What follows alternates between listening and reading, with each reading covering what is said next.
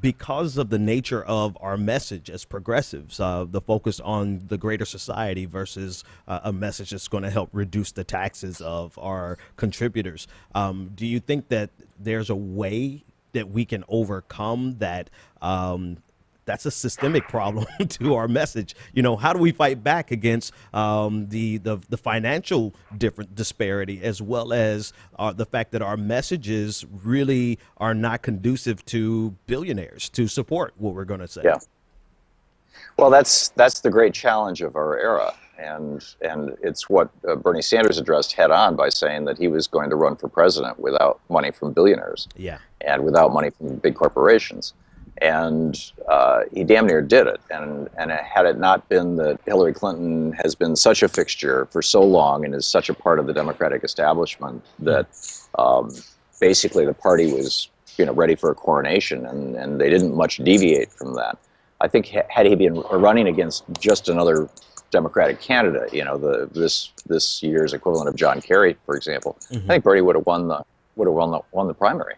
And that's demonstrating the power that is out there in crowdsourcing, and that's why I think that the progressive media is showing up more and more in places like YouTube, and conservative media is basically owns the old infrastructure. All there's thousands to probably close to 6,000 or 7,000 radio stations around the country that are carrying conservative shows in one form or another, commercial stations.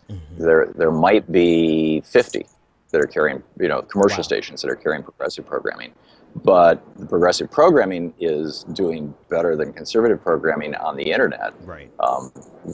And so I think it's a matter of, it's a systemic, it's a structural thing, and if we want to go after it in a big way, then we need to start basically roll back the 1996 Telecommunications Act, which allowed for the consolidation of media, put back into place the multimedia consolidation rules, so that no longer can one billionaire or one corporation own both the radio station in town, the TV station in town, and the newspaper in town, and create a universe of entrepreneurial opportunities out there for small, and localizing media businesses, frankly, relocalizing them. Now, that's a pretty big lift, given, the 20-year campaign that was very, very well funded by these big companies to create the current media infrastructure, the contemporary media monopoly, basically, what Ben Bagdikian calls it.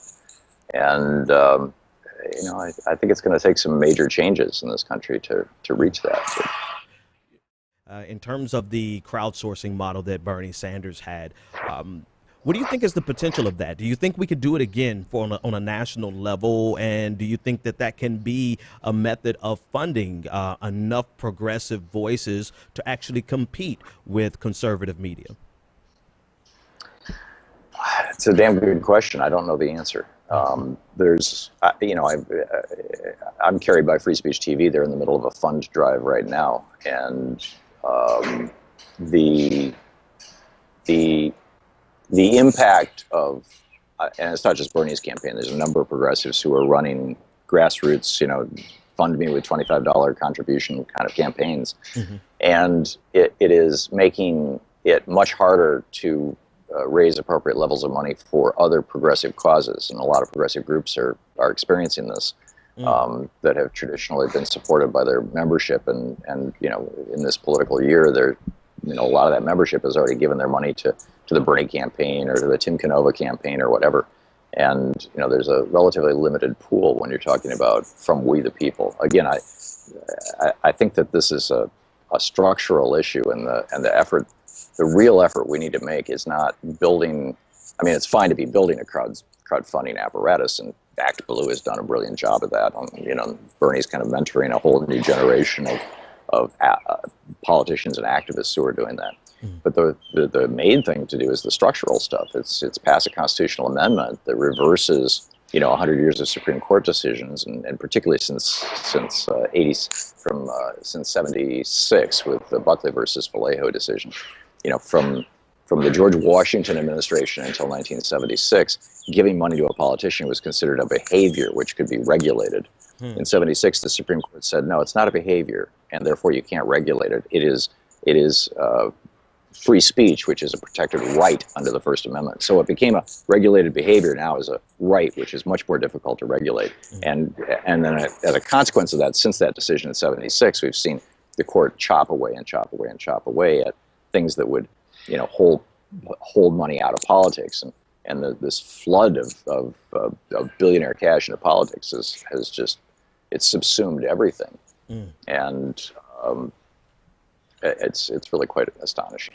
So that's I think where we need to be putting our efforts is to amend the Constitution, and frankly, with one Supreme Court seat open right now and several others in, I'd say, virtual certainty within the next 4 years are going to become open.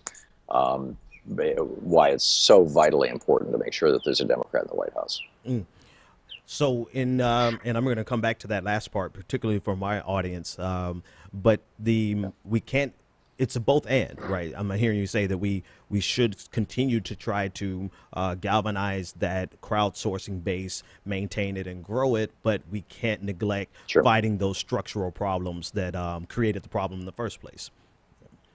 Right, and the billionaire forces are working really, really hard to solidify those structural things. I mean, the Pedersen Institute is now, advertising on CNN, and I mean, it's just these right. I mean, it's all over the place. Yeah.